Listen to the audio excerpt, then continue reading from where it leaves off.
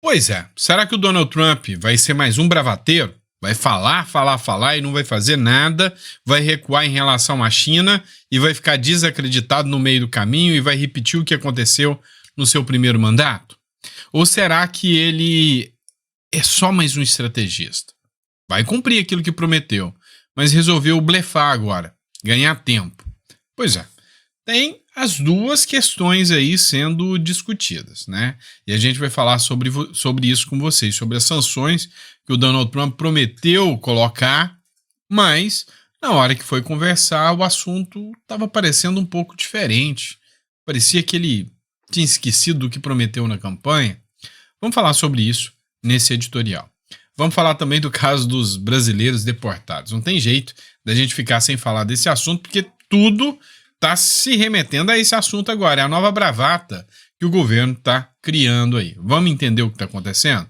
Então não esquece de se inscrever no canal, curtir, compartilhar. E se você não fez o download do livro Segredos Milionários dos Leilões, faz o download aí. Está disponível para você.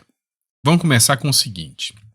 Olha, o Donald Trump, ele prometeu impor sanções duras ao BRICS, à China e ao Brasil. A grande dúvida que fica aqui é, ele vai impor mesmo essas sanções comerciais? Ou ele só está blefando? Pois é, o Isto é Dinheiro discutiu esse assunto. Trump resolveu negociar. Ou blefa, ou está só postergando a imposição de tarifas. É o seguinte, se o Donald Trump colocar tarifas, o dólar volta a subir. Mas o Donald Trump se impõe como realmente uma figura de liderança que está impondo, né, regras de proteção aos Estados Unidos. Uma postura talvez não tão liberal assim. Por outro lado, se ele recua depois de ter feito tantas bravatas, ele vai ficar enfraquecido. Como eu disse, depois da eleição, o Donald Trump não precisava ter ameaçado por tarifas à China, ao BRICS, caça-briga. Se ele recua agora, ele mostra fraqueza. Há quem diga que o Donald Trump está dando linha para fisgar o peixe, para pegar o peixe, né? Que ele está falando, não, eu vou negociar com a China, E na hora H, no primeiro desentendimento, ele manda uma tarifa gigante para falar, tá vendo? Eu fiz porque eu tinha um motivo, né? Enfim, nós vamos ter que esperar. O fato é que aqui no Brasil isso implica muito. Se o Donald Trump impor tarifas à China, mas não impõe ao Brasil, o Brasil surfa na onda. E aí o Lula vai pegar uma marolinha de novo. Lembra quando aconteceu a primeira gestão Lula que o mundo, né, pegou o boom dos commodities por causa de questões comerciais? O Lula se aproveitou disso lá no primeiro mandato. E se o Lula tem esse cenário agora no segundo mandato, para ele é maravilhoso para ele tentar a reeleição, né? Então isso interfere muito sim. Há quem diga que se o Trump pega a China, pega o Brasil também, porque o Trump também não quer o Brasil sob o governo do Lula. Mas enfim, temos que esperar para ver, né, as cenas do próximo capítulo. Vamos falar de imigração. Dessa vez não é imigração dos Estados Unidos, né? Imigração para a Itália. A Giorgia Meloni, né, a primeira-ministra da Itália, vai para cima dos imigrantes ilegais e diz que eles serão deportados imediatamente. Ou seja, como eu disse para vocês, vai começar agora, né, uma nova visão advinda de países de direita que querem se unir, né? E que a Giorgia Meloni é uma alinhada, né, ao Donald Trump, ao Milei, ao Bukele e talvez ao Bolsonaro aqui no Brasil em 2026, né? Dá uma olhada só no que ela falou aqui, ó. Così voglio lanciare un messaggio chiaro. É por isso que eu quero mandar uma mensagem clara a chi vuole entrare illegalmente in Italia. Para quem vai entrar ilegalmente na Itália. Non conviene affidarsi ai trafficanti di esseri umani. Não vale a pena confiar em traficantes de seres humanos. Perché vi chiedono molti soldi, vi mettono su barche che spesso... Porque eles têm muito dinheiro, eles não amam vocês. Eles têm barcos para os quais muitas vezes não estão equipados. Non sono attrezzate per fare quei viaggi. Essas viagens, em qualquer caso, se você entrar... In ogni caso, se entrate illegalmente in Italia, sarete... ilegalmente na Itália, será deportado e repatriado. Trattenuti e rimpatriati. La nostra situazione non consente di fare nulla di diverso. A nossa situação não nos permite fazer nada de diferente. Agli italiani invece voglio dire, non abbiamo cambiato idea.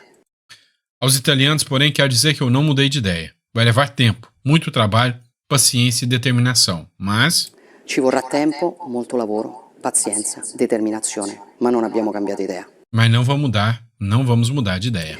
Lavoriamo ogni giorno per mantenere gli impegni che abbiamo Trabalhamos todos os dias para manter nosso compromisso. sottoscritto con voi in ogni Nos inscrevemos com você e todas as áreas, ambito, compreso quello del ripristino della incluindo o da restauração e o do contato. legalità e del così voglio lanciare Ou seja, você vê que é uma nova onda agora, né, contra a imigração ilegal. E cá entre nós, gente, a imigração ilegal nunca é legal. Nunca, assim, é óbvio, né? Mas nunca é bem vista. Se você quer ir para outro país, vá para um país que te aceite, né? Eu quero ir para os Estados Unidos. Beleza, tá? Entra em contato aqui, procura o visto EB2NW. Você tem curso superior? Você tem requisitos para estar lá? Você é bem-vindo no país? Você tem que ir. Sandro, quero ir para Itália. Beleza. Quais são os requisitos? Qual trâmite você tem que passar? O que você precisa para ir? Não, mas eu não consigo cumprir os requisitos. Então você não é bem-vindo naquele lugar. Você vai entrar lá como um criminoso. Então, assim, tem que pensar um pouco mais sobre isso. E por que eu tô falando? Continua dando repercussão. Depois, né, de que as redes sociais caíram matando, a mídia já não tá aguentando mais a pressão das redes sociais. As críticas nos comentários, os vídeos criticando matérias jornalísticas, estão fazendo com que até a mídia recue, né? O Metrópole soltou várias matérias, olha, presos ilegalmente, nossa, não, os deportados com algema. E a mentira tá caindo, estão tomando checagem no X. Gente, tem que ter checagem em todas as redes sociais, igual do X, onde o povo vai lá e desmente, né? Fala, olha, não é bem assim. E aí agora o Metrópole já veio e deu uma recuada, ó. Voo com deportados brasileiros algemados já ocorreu no governo Biden. Ou seja, no governo Lula. O Lula viu e não fez nada. Recuaram. Eles viram que quanto mais eles baterem na mentira, mais as redes sociais vão expor a verdade e eles vão ser descredibilizados. Matéria do R7, por exemplo, e do Jornal da Record. Brasileiros já foram algemados outras vezes em voos de deportação dos Estados Unidos. Ou seja, o governo está sendo hipócrita.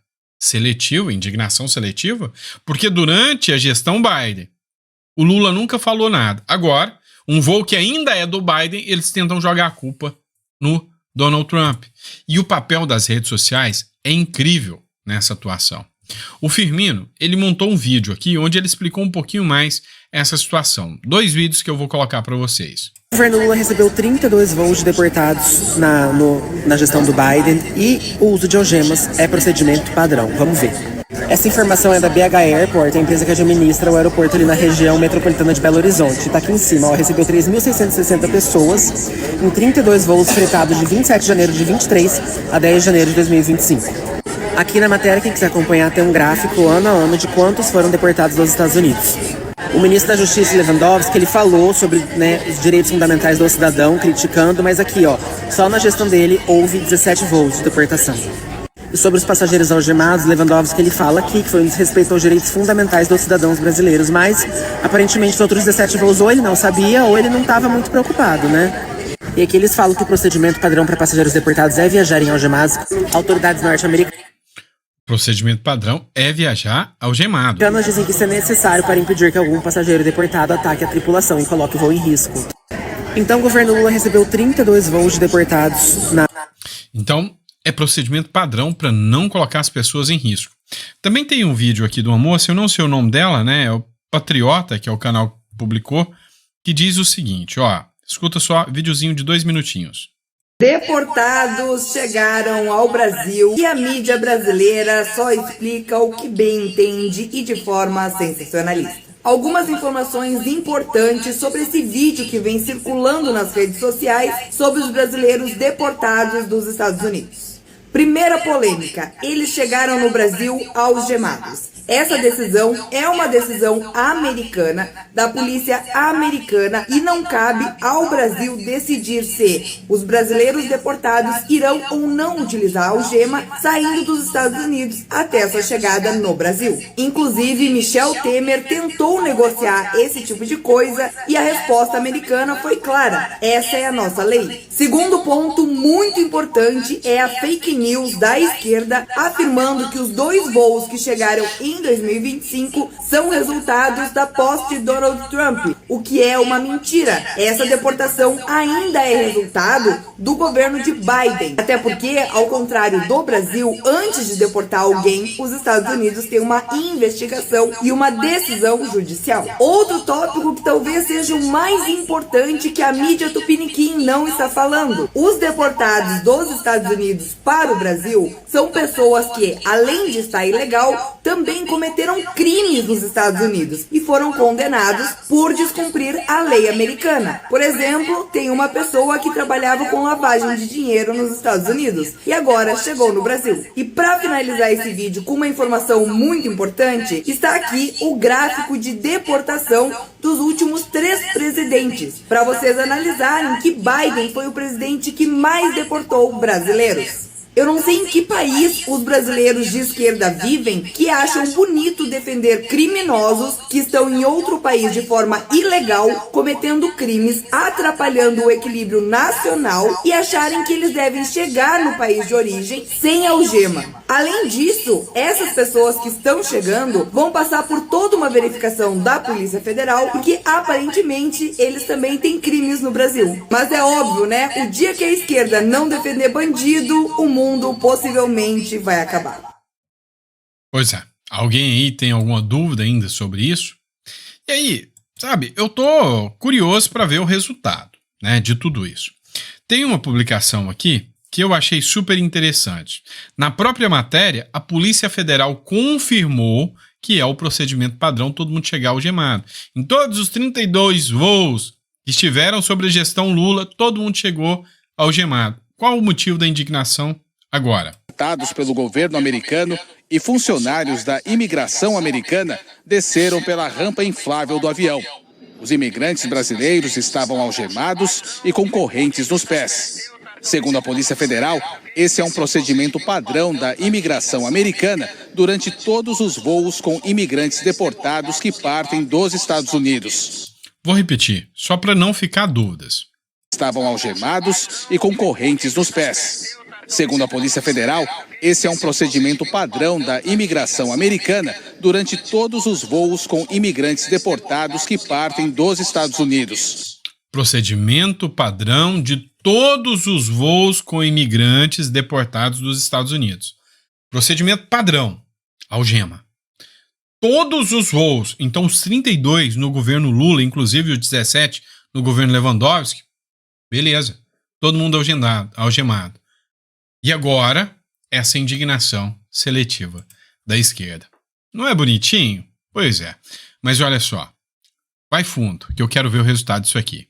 Itamaraty questionará os Estados Unidos por tratamento degradante com deportados. Segundo a matéria, o Ministério das Relações Exteriores vai chamar, né, o representante aqui do Brasil, o embaixador do Brasil, para que preste esclarecimento, né, e vai mandar uma notificação. O ministro Mauro Vieira, chefe do Itamaraty, viajou a Manaus nesse sábado, né, reuniu com o delegado da Polícia Federal do Amazonas e comanda o 7º, que comanda o comando do 7º Batalhão. Ou seja, em nenhum dos 32 voos, ninguém falou nada. O Itamaraty disse que vai usar os assuntos abordados numa reunião para pedir explicações sobre o tratamento recebido pelos deportados. Faz uma nota pública, Lula. Xinga o Lula, o Trump. Estamos esperando para ver, vai lá. Chama ele, quando o Trump falou que ia concorrer, que ele poderia ter ganhado, você chamou ele de quê mesmo? Fascista, nazi, é um negócio assim que você chamou, né? Vai lá, fala. Vamos ver se você vai falar. Para ouvir a simples resposta, é procedimento padrão, é assim com todo mundo, saiu daqui dos Estados Unidos, né? A regra é o quê? É a regra dos Estados Unidos. É o básico, é o beabá do direito internacional, né? Só não vê quem não quer. E aí, graças à rede social, de novo, os jornais tiveram que recuar. Foi graças à pressão das redes sociais, os jornais tiveram que recuar. E aí, não é de causar nenhum espanto, nenhuma surpresa. O Gilmar Mendes, decano do Supremo Tribunal Federal, disse o seguinte, abre aspas, estamos atrasados na regulação das redes sociais. Este é papel do Supremo? Nunca foi. Nunca foi. O papel do Supremo é julgar de forma imparcial, sem se manifestar em algo que ele pode, né, dar a sentença. Todo mundo já sabe qual é a sentença deles. Então, cadê a imparcialidade do Supremo? O Estadão fez uma matéria né, questionadora, né, do Supremo Tribunal Federal. O Estadão. Um judiciário perdulário, lento, privilegiado, pesa sobre as contas públicas, prejudica o desenvolvimento e mina a confiança da população no Estado democrático de direito. Uma justiça triplamente injusta. Do ponto de vista moral, as manobras da casta togada para acumular privilégios são o mais maligno dos tumores. Mas do ponto de vista fiscal, são um fator menor, mas sintoma do que causa. Rapaz, detonaram, né, o Supremo Tribunal Federal nessa matéria. Daqui a pouco a gente vai ver alguma ordem, alguma investigação, alguma retirada de matéria do ar ou alguma coisa nesse sentido, porque o Estadão aqui não poupou nem um pouquinho de críticas ao Supremo Tribunal Federal. Por outro lado, né, vamos falar agora de eleições de 2026 e ainda envolvendo o Supremo Tribunal Federal. Vamos lá. Quem aqui, você vai ficar bravo comigo com o que eu vou falar, mas quem aqui acha que o Bolsonaro tem que calar a boca sobre 2026? Né? Por que eu falei dessa forma, até meio ríspida, para te cutucar mesmo?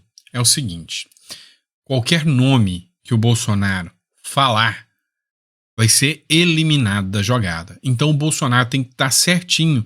Parabéns, o Bolsonaro tem razão. O Bolsonaro está certo. Ele tem que ficar calado. Ele tem que calar a boca e não pode contar quem será o substituto dele. Que ele vai ficar elegível é muito difícil, eu já falei para vocês. Mas ele não pode contar. Ele resolveu dar uma entrevista esta semana, onde ele citou, sim, a possibilidade do Eduardo Bolsonaro ser um bom candidato. Ou, quem sabe até, a Michelle Bolsonaro. E aí as coincidências nesse Brasil não param de acontecer. O Mauro Cid teve que dar mais um depoimento. E nesse depoimento, ele disse que a Michelle Bolsonaro, que até agora não estava sendo nem citada nesses processos do suposto golpe, né? E o Eduardo Bolsonaro compunham a ala mais radical da trama golpista. Ou seja, eles eram os mais radicais no golpe. Investigação neles também.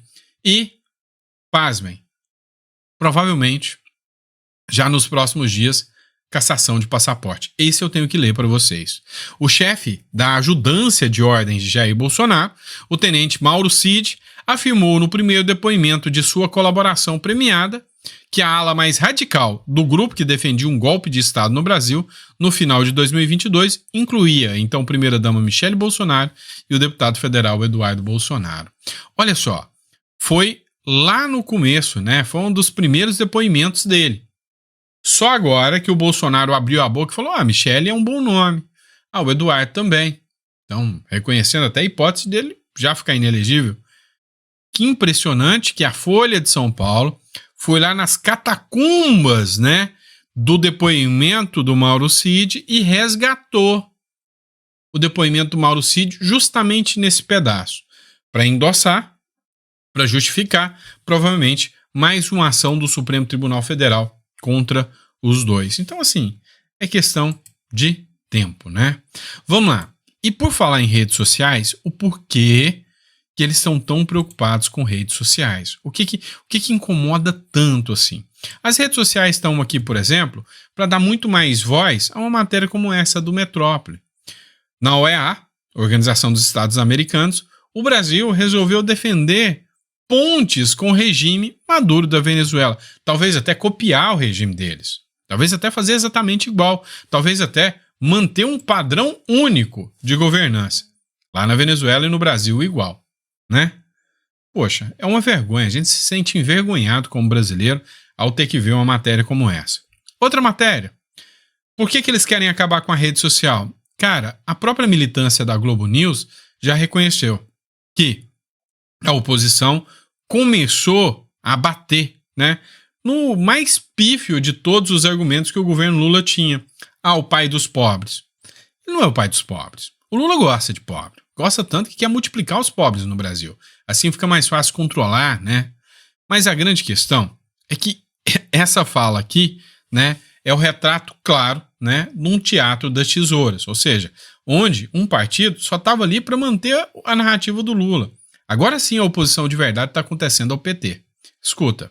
Enquanto Lula esteve no governo, 8 anos, o PSDB nunca questionou a lealdade, nunca tentou atacar o Lula, dizendo ele não gosta de pobre, ele não está fazendo melhor pelos pobres. Ao contrário, as críticas que o Lula sofria era assim, tá dando Bolsa Família para ter voto, tá dando Bolsa Família para manter na miséria, porque a miséria vai votar no Lula. Esse sistema aí ou de cota ou de ProUni está acabando com a meritocracia, etc. Então ele sempre foi acusado de ajudar o pobre. É a primeira vez que a oposição, e vem fazendo isso sistematicamente, tenta desconstruir a imagem do Lula como pai dos pobres. Aí o pai dos pobres eu estou usando a imagem do Getúlio Vargas. Então, quando teve a taxação das blusinhas lá, eles dizem, você que é pobre, que agora está conseguindo consumir, o governo está vindo aí e está fazendo isso. Com a história do Pix, a mesma coisa. Olha, o Pix hoje é um instrumento de inclusão digital, de inclusão bancária dos mais pobres. E dizendo, tá vendo? O Lula vai querer mexer no seu Pix, como mexeu na blusinha, na taxa da blusinha, quer dizer, está piorando a sua vida. E agora com a inflação dos alimentos também. Olha, o Lula está deixando a sua comida mais cara. Então é a primeira vez, provavelmente, na carreira política do Lula, que ele enfrenta uma oposição em que tenta desconstruir a imagem de um homem que trabalha para os pobres, que trabalha para os mais pobres. O PSDB, repito, nunca fez isso. Eu uso o exemplo do PSDB, porque o PSDB era a oposição do PT. Então, o que o governo, respondendo à tua pergunta, o que o governo está querendo é manter a imagem de que Lula é o pai dos pobres, né? É o sucessor do Getúlio nesse imaginário político. Enquanto Lula... Pronto, fica escancarado aí. As redes sociais estão tendo essa força. A oposição aprendeu a jogar o jogo e está conseguindo reverter. Essa história dessa narrativa que construíram em cima dos imigrantes aqui ficou à prova. Os próprios jornais recuaram e todo mundo viu que é mais uma vez o PT defendendo bandido. Fazer o quê? Não é o pobre, né? Não é o pobre. Fazer o quê?